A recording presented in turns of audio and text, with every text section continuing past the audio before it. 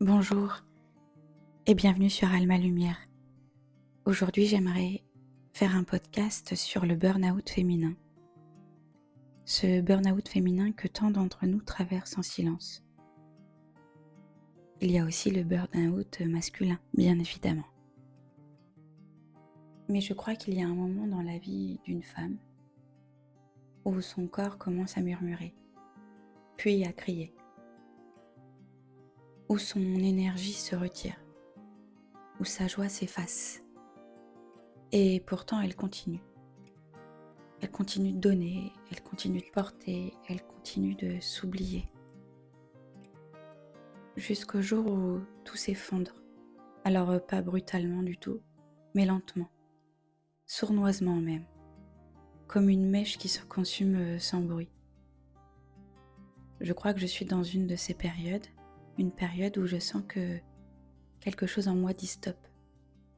Pas par caprice, pas non plus par faiblesse, mais parce que mon âme, ma lumière, mon souffle sont en train de se battre pour exister. Ce n'est pas une fatigue qu'on soigne avec une nuit de sommeil. Je ressens ça profondément comme une fatigue de l'âme. Une fatigue de toujours devoir être forte, de sourire quand ça hurle à l'intérieur, de dire oui quand chaque cellule voudrait dire non. C'est cette fatigue qu'on accumule depuis l'enfance, je pense en tout cas. Depuis le moment où on a appris à faire plaisir, à se taire, à s'adapter, à servir. Et puis un jour, même respirer devient un effort. Et là, on se demande où suis-je moi dans ma propre vie? Alors je ne sais pas si tu connais ce moment toi aussi, ce moment où tu as l'impression de disparaître, tout en faisant semblant d'être là. C'est d'ailleurs très bizarre comme sensation.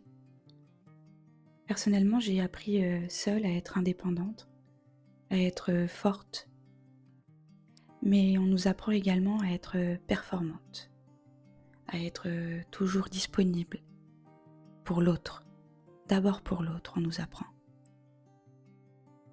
Mais à force d'être forte pour toi et puis pour tout le monde, parce qu'il faut aussi montrer que tu es debout, eh bien tu finis par être absente pour toi-même.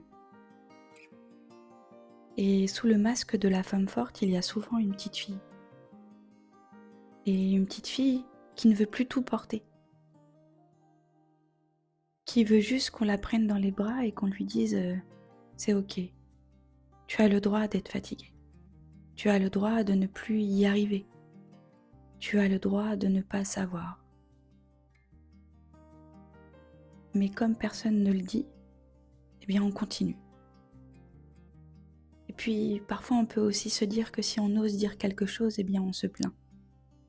Alors on garde pour soi, on s'épuise, jusqu'à ce que le corps s'arrête, ou que le cœur s'éteigne un peu. Le burn-out, c'est peut-être juste l'âme qui dit assez en fait. Assez de compromis, assez de suradaptation, assez de déconnexion de soi aussi. C'est pas une punition le burn-out, c'est un appel. C'est ce cri silencieux qui dit reviens à toi, reviens à ta vérité, reviens à ton rythme, à ton souffle, à ton besoin profond.